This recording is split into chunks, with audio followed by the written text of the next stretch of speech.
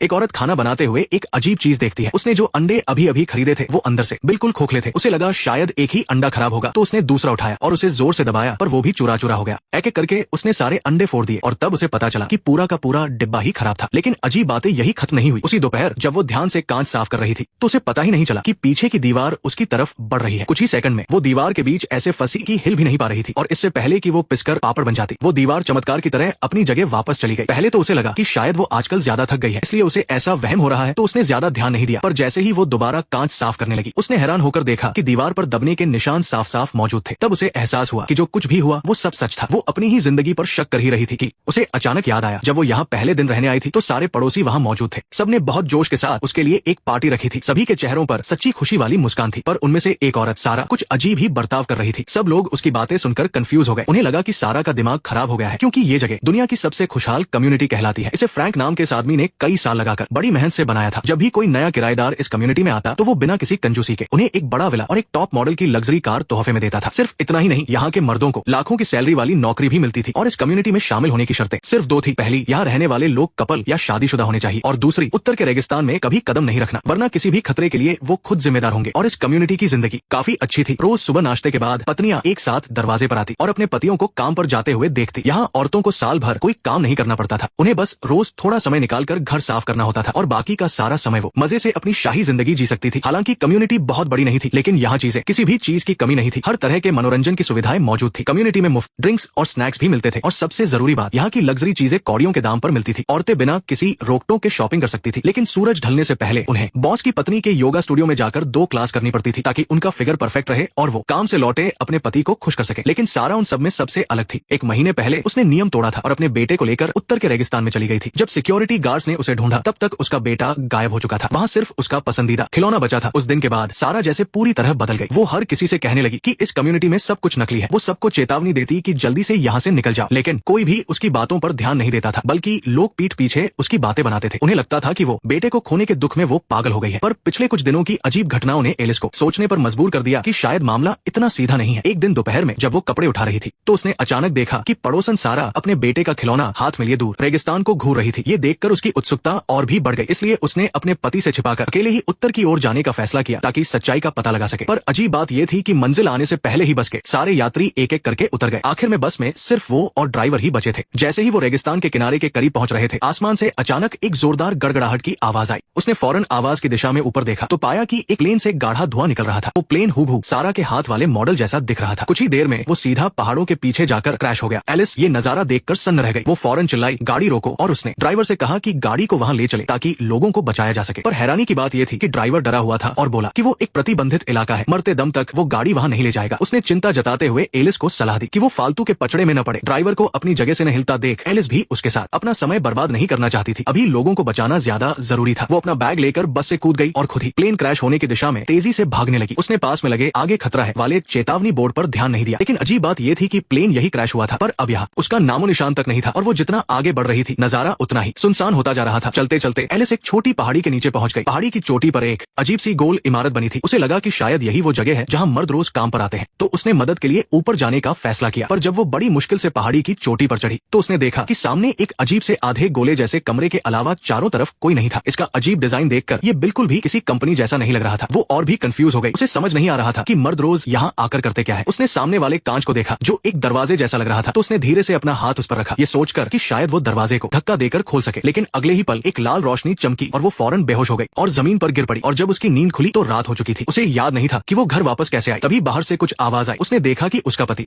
जल्दी जल्दी में डिनर बना रहा था, पर वो एलिस से नजरें मिलाने की हिम्मत नहीं कर रहा था। ऐसा लग रहा था जैसे वो घबराकर कुछ छिपा रहा हो। तो एलिस ने अपने व्यस्त पति को टोका और पूछा कि आखिर वो घर वापस कैसे आए। पर पति ने कहा कि जब वो घर पहुंचा तो वो पहले से ही